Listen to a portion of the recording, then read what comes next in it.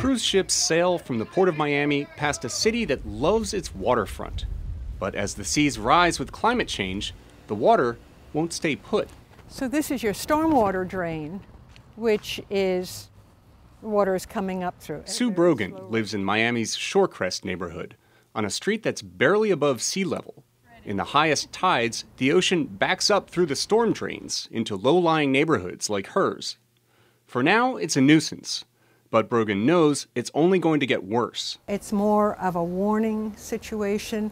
Where is it going to go from this? And if we don't address these problems locally and globally, we're going to have problems, big problems. Big parts of South Florida are at risk of going underwater in the coming decades. Across Biscayne Bay, the city of Miami Beach is adapting, raising streets, installing pumps, and more.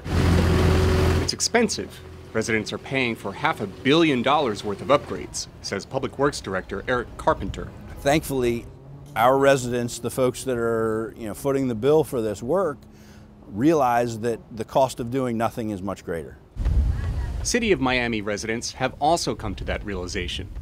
Voters just approved a $200 million bond measure for upgrades in Shorecrest and elsewhere.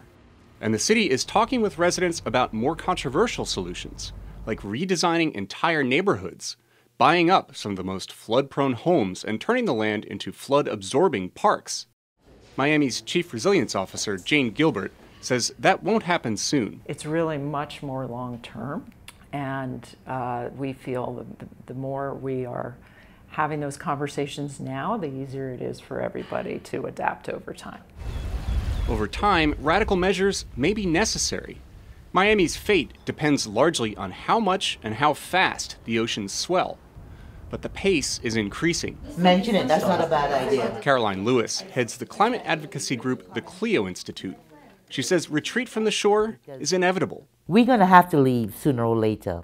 But if we can have a planned retreat and we could implement some of our ideas for keeping people as safe as possible, for as long as possible, then we would have accomplished a great deal that the whole world can learn from.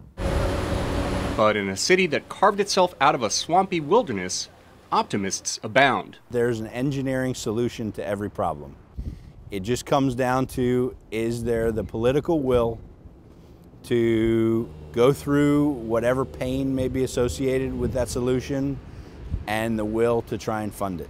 Questions South Florida and the world's coastal cities will be asking for decades to come.